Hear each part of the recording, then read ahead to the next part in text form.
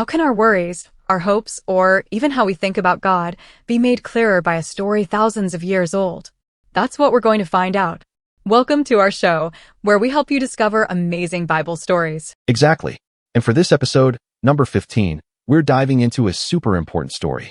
It's called God's Covenant with Abraham.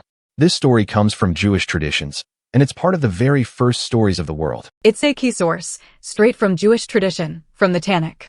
We're offering this as a Bible story with some quiet time to think, perfect for listening closely. Yes, and we've made this episode to be about 12 to 18 minutes long.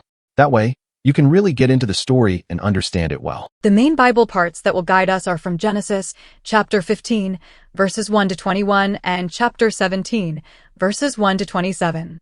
These are the most important parts for our adventure today. Here's a good tip for you, our listeners. Feel free to read the whole story on your own first. Then, for our show, we'll pick out just one or two special verses that really stand out. So, this episode will tell the story of God's covenant with Abraham. We'll see how it fits into all the other big Bible stories. We'll talk about things like how things began, how people can choose, and how God and people connect. Our goal is to make this story really come alive for you. We want to show the important human and spiritual lessons in it. We'll see how an old story can still speak to us today. It's an ancient tale, but it feels so new. To guide our discussion, we'll start with a personal question to get us into the story. Then, we'll cover the biblical context and introduce the characters.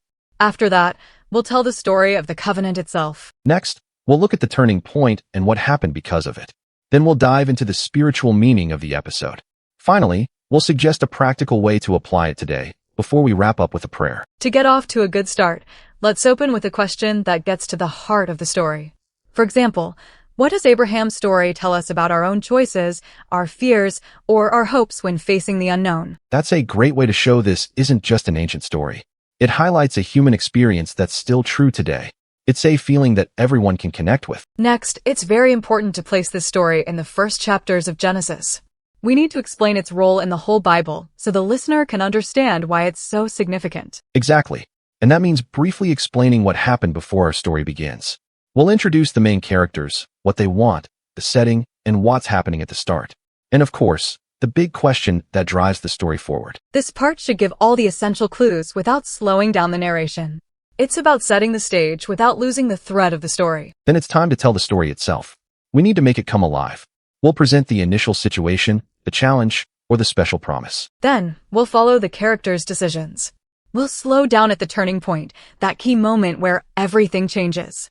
And we'll show the immediate consequences in the story. It's important to describe their actions, words, and feelings without making anything up. We need to hear the contrasts. Faith and fear, loyalty and running away, giving and refusing, waiting and finally seeing it happen. After the story, we'll identify the key moment. It's the decision, the meeting, the words, or the action that gives real meaning to the covenant between God and Abraham. That's when we'll ask some big questions. What are the characters risking?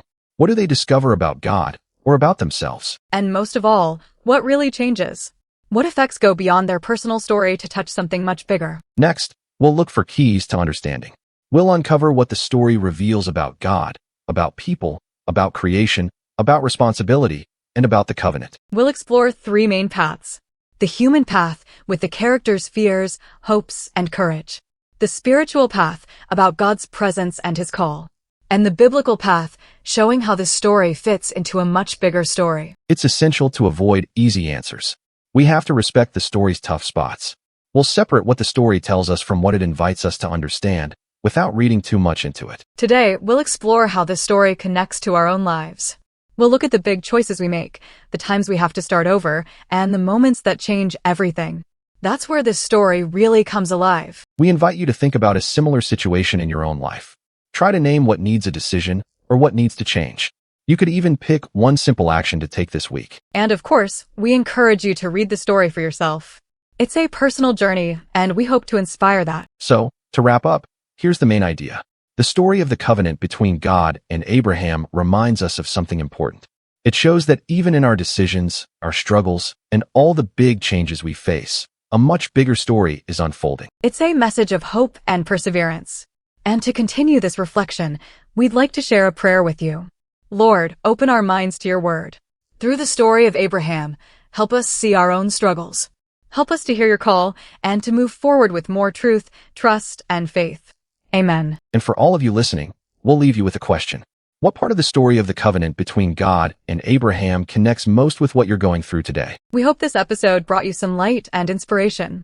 Be sure to subscribe so you don't miss our next stories as we continue through this series. Thanks for listening, and we'll see you next time.